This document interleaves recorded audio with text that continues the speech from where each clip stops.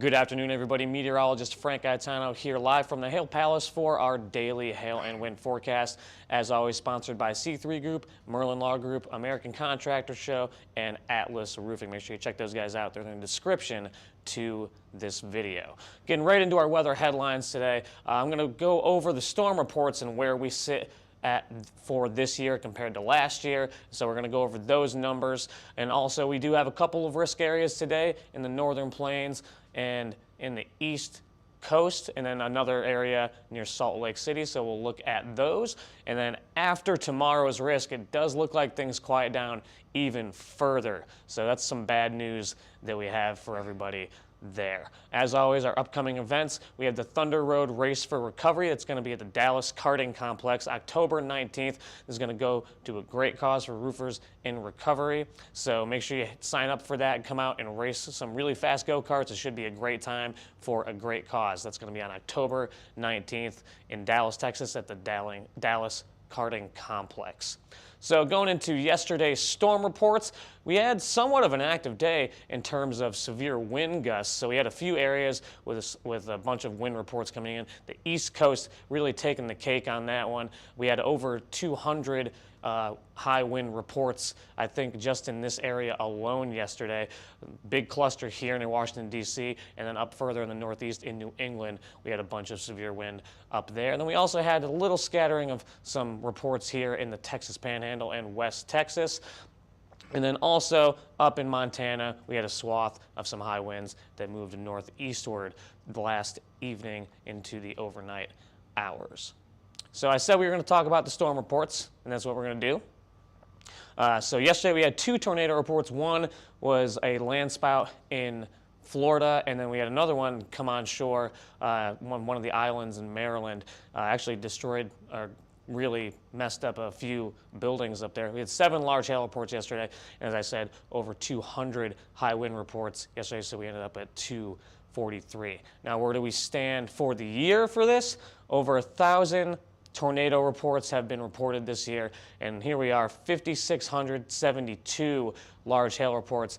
That's actually higher than the total of hail reports from last year, so we are well ahead of last year in terms of hail, and this is a whopping over 17,000 high wind reports this year. So it's been a big year for severe wind with a lot of these storms. And where does that stack up to last year?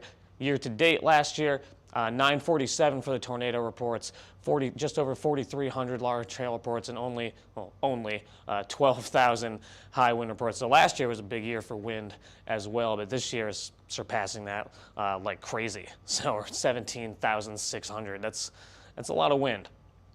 So we're going to go into our current conditions today. It's going to be another hot one today for the central part of the country. We do have a complex of storms moving eastward here along the east, and we're going to see some storms firing up. We already see that starting to happen off the Appalachian Mountains. Those are going to move into Virginia this afternoon and into this evening, and that risk is going to move northeastward up into Maryland and parts of southern Pennsylvania as well.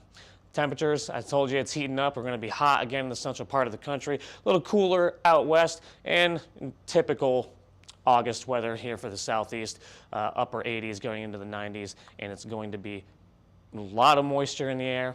So 70s dew points for a large area of the country here, 60s here in the southern plains, and then those 60s go all the way up to the international border. So it is muggy and it's fuel for storms, but there's not a lot of forcing for those storms. So we're going to get pop-up thunderstorms like we usually do during the summer, but a lot of those are not going to be severe because we don't really have some great forcing for those storms. But it is muggy and uncomfortable for a large portion of the country.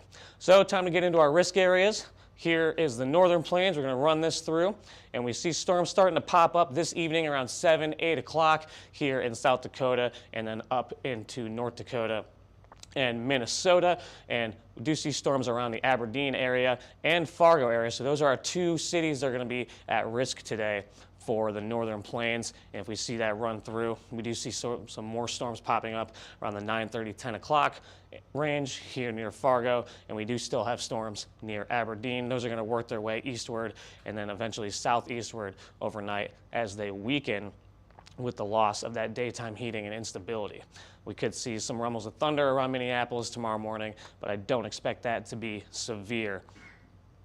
Going into our next risk area here along the mid-Atlantic coast, as I mentioned, we do see storms popping up here off the Appalachian Mountains, and those are going to work their way eastward throughout the day and backbuild a little bit here into southwestern Virginia, and those are going to keep pushing eastward this evening, and eventually they're going to weaken later this evening going into the overnight hours.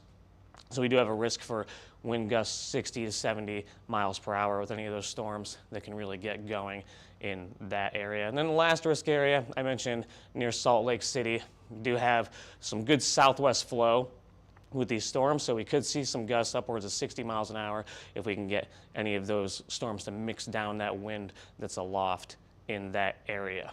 And we'll let this run through also through the morning, so it's going to be this evening, and then things are going to die off later this evening into the overnight hours, and just some rain going on to the west of Salt Lake City tomorrow morning. So graphically, what's that going to look like for us? Well, we're going to be looking at the hail forecast first. I think we do see hail up to golf ball size initially with those storms before they eventually line out as they move eastward. And I mentioned our two cities that we do have at risk today, Aberdeen and Fargo. I do have a moderate chance for both of those cities to get hail 1 inch plus today, and I think our max hail size is going to be about golf ball size. I wouldn't be shocked if we did see a 2-inch report come in, but I think the general size is going to be anywhere from quarter to golf ball with those initial storms that pop up before they start to line out as they work their way eastward.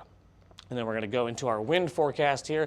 Now we got a few areas to look at. We're going to head out to the east first, highlight some cities here for wind gusts up to 60 to 70 miles per hour this afternoon and evening. Roanoke, Richmond, Philadelphia, all low-end chances just based on the spatial, the space of those storms that they're going to take up. So I do have low-end risks for most of the cities in here. Also, we need to see if they keep their intensity by the time they get all the way to the coast. We're going to go back up to the Northern Plains, the same two cities I have highlighted for Aberdeen and Fargo. Wind gusts up to 60 to 70 miles per hour possible with those storms, and then wind gusts around 60 miles per hour possible for the storms that are going to be near Salt Lake City.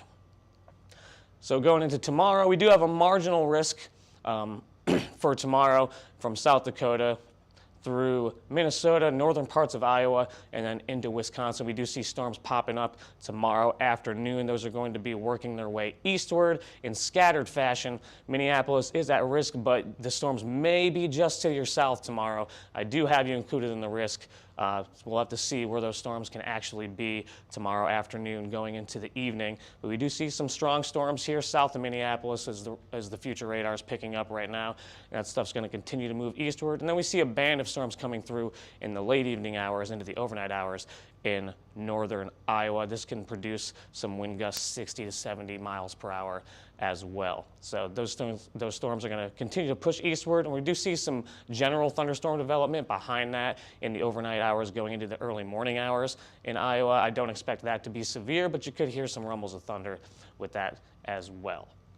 So this is what we're going to be looking at for the hail forecast for that tomorrow. I think hail up to $half size is possible for anywhere in this area with those storms moving through from around 12:30 through about 10:30 p.m. tomorrow.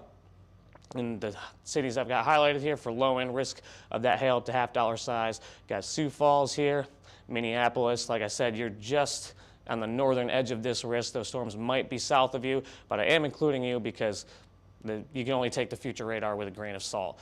Those storms could actually be far enough north to impact you. So low-end risk for Minneapolis for $half size hail, and then La Crosse, Wisconsin as well. You're towards the eastern extent of that risk before those storms start to weaken in the overnight hours. And it's going to be the same exact thing for the wind, so we'll fly through this fairly quickly. Wind gusts up to 60 to 70 miles per hour are going to be possible with any of those storms that can impact these cities, Sioux Falls, Minneapolis, and La Crosse. So we're going to talk about that heat I mentioned in the central part of the country. We do have heat advisories and excessive heat warning excessive heat warning is here up in Nebraska and South Dakota, and then heat advisory coming from Texas all the way up into North Dakota. It's going to be hot today, and it's continued. It's been a trend for the last 2 months or so. We've been having temperatures in the 90s and 100s all the way through the Central Plains. And another part of that is the drought. We are seeing some crazy drought conditions here in the Southern Plains. We did get some rain in Oklahoma City today. We'll see if that can actually help us a little bit, but we are still in the severe drought. And then we have exceptional drought in many areas of Texas, here in Kansas, and then out west in Utah and then Las Vegas. It's usually dry in Vegas, but they are having exceptional drought conditions right now. So things are really dry here in the central part of the country and out west, so could use some rain to improve these drought conditions for this area of the country. Now, I mentioned that we're going to start to get quiet after tomorrow's risk, and we're going to take a look here at the jet stream. So we do see this is going into tomorrow. We have this little shortwave trough that's going to be impacting and firing off storms for that risk area tomorrow, and it's going to work its way eastward into Sunday. There's a little wiggle here, but I'm not sure if there's going to be enough to really have a swath of organized severe weather here. We could see a couple storms anywhere in this area possibly get to severe limits, but not enough to have a swath of organized severe weather. And then after that, things get really flat and zonal here, and the things shut off into at least mid next week. I'm not saying there won't be any severe weather, but like I said, not an actual area to delineate where there's going to be an organized severe weather event. So we could see the pop-up storm here and there going into next week, but nothing that's really noteworthy. So unfortunately, that's just kind of how it is. But make sure you stay updated with us on all of our socials. Follow us on Twitter, Facebook, Instagram, YouTube, and TikTok. We are at HailTrace for all of those. And if you want to get in contact with us, you can call us at 855-334-4245. Email us directly at info@hailtrace.com, or you can go straight to our website, hailtrace.com, to find out more about who we are and what we can do to help you. But until then, I am meteorologist Frank Gaetano. Everybody have a great rest of your Friday and a great rest of your weekend.